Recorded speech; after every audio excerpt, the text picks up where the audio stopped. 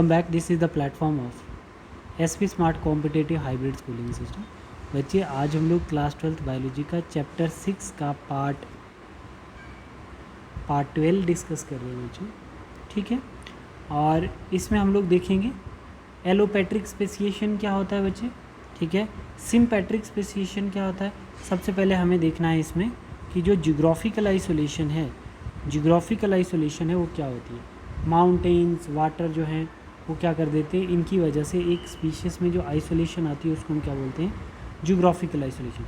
अगर if species take place due to geographical isolation mountain water and they can not interbreed any more, उसको हम क्या बोलेंगे, allopatric speciation and form a new species. बच्चे allopatric का मतलब हो गया कि स्पीशीज़ तो पहले रिप्रोड्यूस करती थी बट बीच में क्या हो गया, कोई जियोग्राफिकल बैरियर आ गया, माउंटेन वाटर ऐसा करके आ गया, और अब वो स्पीशीज़ एक दूसरे से इंटरेक्ट नहीं कर पाती है। इन टाइप की स्पीशीज़ ने क्या कर दिया, अब नई स्पीशीज़ बनाना शुरू कर दी। इस टाइप की स्पीसीएशन को हम क्या बोलते हैं, एलोपेट्रिक स्पीसीएशन। देखो बच्चे, जैसे मेरे पास यहाँ पर बहुत सारी स्पीशीज़ हैं, ये बैरियर आ गया बच्चे, है ना, कोई बैरियर आ गया, disturbance in Hardy Weinberg principle when species get separate. तो अब जैसे हमारे पास स्पीशीज़ सेपरेट होगी बेटा, स्पीशीज़ सेपरेट होगी तो आगे जाके अब क्या होगा बच्चे, स्पीशीज़ सेपरेट होने के बाद फिर लंबे समय के बाद हमारे पास क्या होगा, इससे एक अलग स्पीशीज़ बनेगी और इससे एक अलग स्पीशीज़ बनेगी, ठीक है। तो इंटरब्रीड तो कर सकते थे ऑर्गेनिज्म, बट नेचुरल बैरियर के चलते सेम स्पीशीज़ डिफरेंट हो गए और आगे जाके इवॉल्व कर करके इन्होंने अपने अंदर स्पीशीज़ 1 अलग बना दी, स्पीशीज़ 2 अलग बना दी, ठीक है।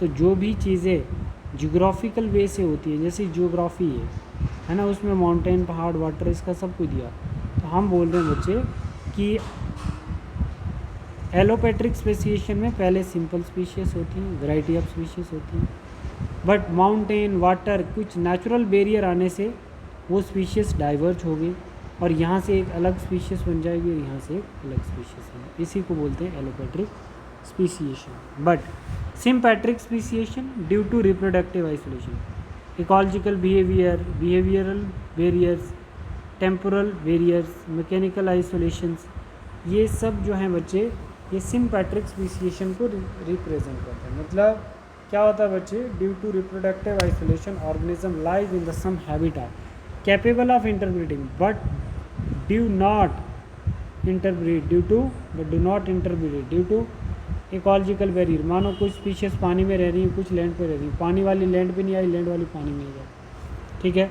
तो इस टाइप की बायोलॉजिकल बैरियर है। बिहेवियरल बैरियर, जैसे ब्रीडिंग सीज़न ही चेंज हो जाए, जब ब्रीडिंग सीज़न बच्चे चेंज हो जाएंगे तो एक सेक्सुअली एक्टिव होगा जैन में, दूसरा सेक्सुअली एक्टिव होगा दिसंबर में, तो ऑब्वियस सी बात है कि इनमें क्या होगी, नई स्पीशीज़ बनना शुरू हो जाएगी। तो ऑर्गेनिज्म कंफर्टेबल किसके साथ मेट करने में होगा, जो उस टाइम पे एक्टिव होगी, ठीक है बच्चे। Organism live in the same habitat capable of interbreeding but do not interbreed due to ecological barrier, behavioural barrier, temporal barrier, mechanical barrier. तो हमने बच्चे देखा एलोपेट्रिक और सिम्पेट्रिक आइसोलेशन क्या होता है। बोल रहा है there are many factor which will be allow the two organism living together and get interbreed. देखो large number of different population थी, रिप्रोडक्टिव आइसोलेशन हुई, यहाँ पर किसी स्पीशीज़ में म्यूटेशन आ गई, स्पीशीज़ 1 पेरेंट की तरह नहीं रही, ठीक है बच्चे, और स्पीशीज़ 2 जो है बच्चे म्यूटेड स्पीशीज़ 1 आ गई और स्पीशीज़ 2 ओरिजिनल स्पीशीज़ आ गई। तो ये जो बच्चे डिफरेंट स्पीशीज़ हैं किसी एक पार्टिकुलर पॉपुलेशन में से, तो यही लीड करती हैं speciation, this leads to speciation.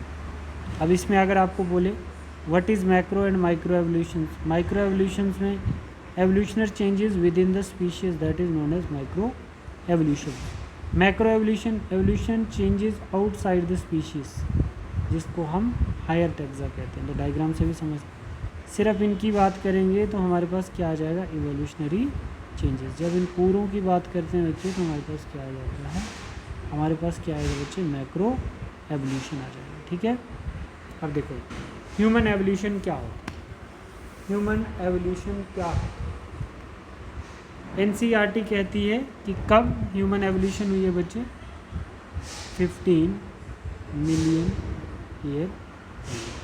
ठीक है बेटा, ठीक है। अब हमारा जो फर्स्ट स्पीशीज होता है उसका क्या नाम है बेटा, उसको हम बोलते हैं Dryopithecus. This was the first common ancestor of human and Aves. अब दो ग्रुप इसके थे ड्रायोपिथिकस के, एक एप्स और दूसरा ह्यूमन। ठीक है, जो एप्स है बच्चे उसकी 4 टाइप हैं, गोरिल्ला, गिबन्स, चिंपैंजी और ऑर्गेंटोन, याद रखने। और ह्यूमन जो है बच्चे ये फर्स्ट वर्जन ऑफ ह्यूमन है टू फॉर्म ह्यूमन, इसी से कंप्लीट दुनिया बनी होगी।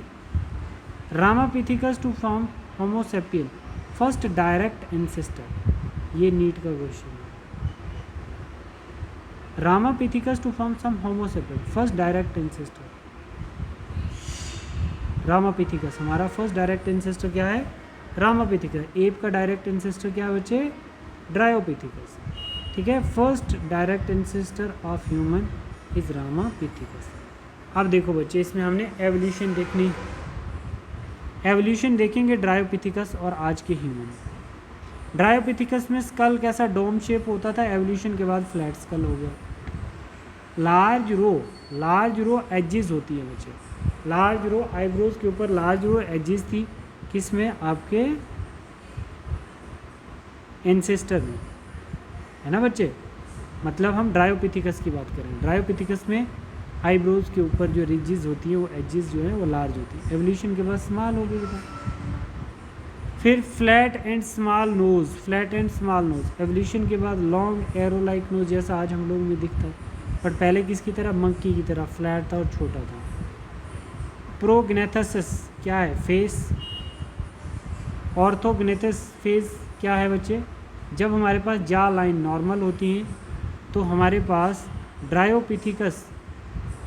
ड्रायोपिथिकस की जो बक्कल कैविटी होती है वो कैसी दिखती है, ऑर्थोग्नेथस फेस। और प्रोग्नेथस फेस जो है बच्चे वो आपको किस में दिखेगा, ड्रायोपिथिकस में। वहाँ पर जा लाइन मोर डेवलप होती है, जा लाइन जो है देख सकते हो आप लोग बच्चे, बक्कल कैविटी जो है मोर डेवलप है। स्मॉल रिड्यूसिंग चिन, चिन कैसी होगी, छोटी होगी, इवोल्यूशन के बाद वेल डेवलप हो जाएगी चिन, जो लाइन अप हो जाएगी बच्चे किसके साथ, लाइन अप हो जाएगी फोरहेड के साथ। आर्म्स एंड लेग्स इसकी सेम साइज़ की होती हैं, एवोल्यूशन के बाद आर्म छोटी हो जाएंगे और लेग्स लार्जर हो जाएंगे। नुकल वॉकर मतलब एवोल्यूशन के बाद ये बाइपेडल वॉकर हो गया, पहले 2 लेग्स पे ही चलता था। स्मॉल स्कल लो इंटेंशनसी, एवोल्यूशन लार्ज स्कल मोर इंटेलिजेंसी। ठीक है बच्चे, पहले छोटा स्कल होता था इनका, जैसे एवोल्यूशन हुई स्कल लार्ज हो गया, ज़्यादा intelligence. During the course of evolution size of buccal cavity is reduced. आपको पता है कि एवोल्यूशन के टाइम में बक्कल कैविटी अपना साइज रिड्यूस कर, उससे क्या हो गया, डिजेनरेट थर्ड मोलर टीथ, उससे हमारे थर्ड मोलर टीथ भी डिजेनरेट हो गए। Consider as the vestigial organ, consider as the vestigial organ. ठीक है बेटा, देखो हमने यहाँ पर देख लिया है बच्चे, जितनी बक्कल कैविटी का साइज़ कम होगा तो उतना ही क्या होगा बच्चे, उतना ही क्या होगा, हमारा डिजेनरेट कर जाएगा थर्ड मोलर टीथ, जिसको हम विजडम टीथ कहते हैं, और इसको आज की डेट में वेस्टिजियल ऑर्गन कंसिडर करते हैं। ठीक है बच्चे, हमारे पास एक ऐसा जैसा क्वेश्चन है, ये आपने समझ ली, बहुत इंपॉर्टेंट, 1 2 3 4 5 6 7 और 8, जब भी आपको डिफरेंस पूछेंगे ड्रायोपिथिकस और रामापिथिकस का तो या ऑस्ट्रेलियोपिथिकस का, तो आपने यही डिफरेंस देना है। ठीक है बच्चे, ठीक है। नुकल वॉकर समझ में है बच्चे, ये 4 लेग से चलते थे, इवॉल्व होकर 2 लेग से चलते हैं, उसको बाइपेडल वॉकर। स्मॉल स्कल होता था, कम इंटेलिजेंट होता था, अब लार्ज स्कल हो गया बच्चे, मोर इंटेलिजेंट हो गया एवोल्यूशन के बाद। ठीक है बेटा, ठीक है। अब describe the human evolution. Common ancestor of apps and human, Dryopithecus कैसा दिखता है, apps like, arms and legs इसकी सेम लेंथ की हैं, ये रहता कहाँ है, प्लांट पे रहता है। ठीक है, तभी इसको एबोरल ऑर्गेनिज्म बोला। नुकल वॉकर होता है बच्चे Dryopithecus, semi erectus body posture है इसका, और body covered by thick hair. ठीक है, एप्स की बच्चे 4 क्लासेस हैं जो हमने अभी पढ़ी, कौन कौन सी, गिबन्स, चिंपैंजी, गोरिल्ला और ऑर्बिटो। ये स्मॉलेस्ट होते हैं एप्स, असम में मिलते हैं। 99.9% जेनेटिक मटेरियल ह्यूमन का सिमिलर है किसके साथ, चिंपैंजी के साथ। Gorilla most ferocious ape warring back. और क्या एग्जांपल है बच्चे, ऑर्बिटोन्स। ठीक है, अब देखो ह्यूमन एवोल्यूशन, हमने ये देखा बच्चे ये आज भी वैसा ही है जैसा तब था। ठीक, बट ह्यूमन में एवोल्यूशन हुई है, तो एवोल्यूशन में रामापिथिकस फर्स्ट डायरेक्ट एंसेस्टर है ह्यूमन का, तो एप्स नहीं बोलना। ठीक है, और इनडायरेक्ट कौन है, Dryopithecus. Fossil found in Shivalik in India, तो इसके फॉसिल कहाँ मिले थे, शिवालिक इंडिया में। मोर ह्यूमन लाइक टू सी, बहुत ह्यूमन की तरह दिखता था।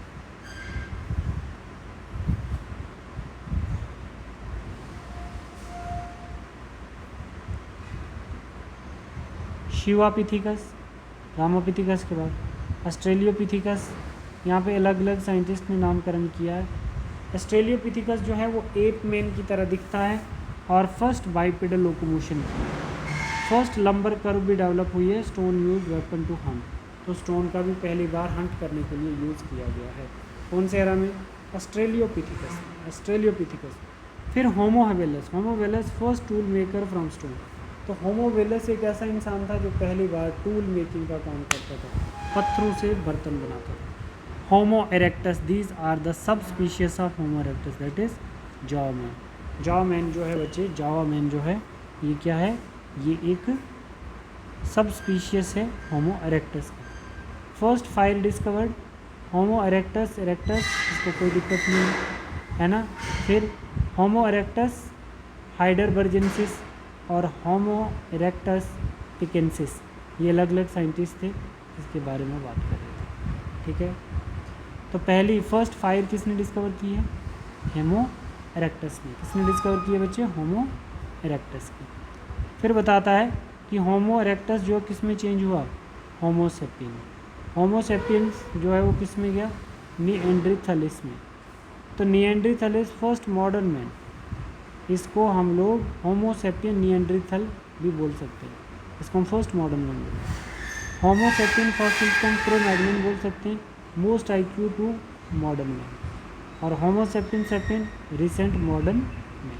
ठीक है बच्चे, अभी आप लोगों ने यहाँ पे क्या क्या चीज़ें याद रखी, आप लोग यहाँ पे याद रखोगे सीक्वेंस ह्यूमन एवोल्यूशन का, और फिर उसके बाद आप याद रखोगे इनका ऑर्डर, सबसे पहले कौन आया, फिर कौन आया, फिर कौन आया, फिर कौन आया। ठीक है बच्चे, ऑर्डर देखोगे, इनके ऑर्डर देखोगे, और इसमें पूरा क्वेश्चन आना चाहिए।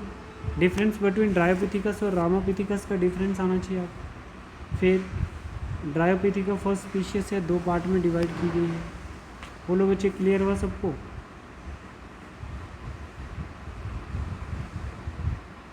ठीक है,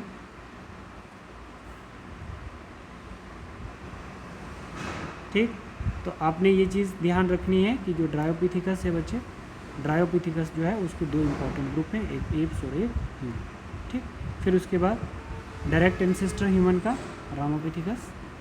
ठीक है, और फिर आगे उसका पूरा सीक्वेंस, और ये कैरेक्टर आप अच्छे से याद करेंगे। और नेक्स्ट क्लास में हम लोग क्या देखेंगे, जियोलॉजिकल टाइम स्केल देखेंगे। ठीक है, thank you, God bless you.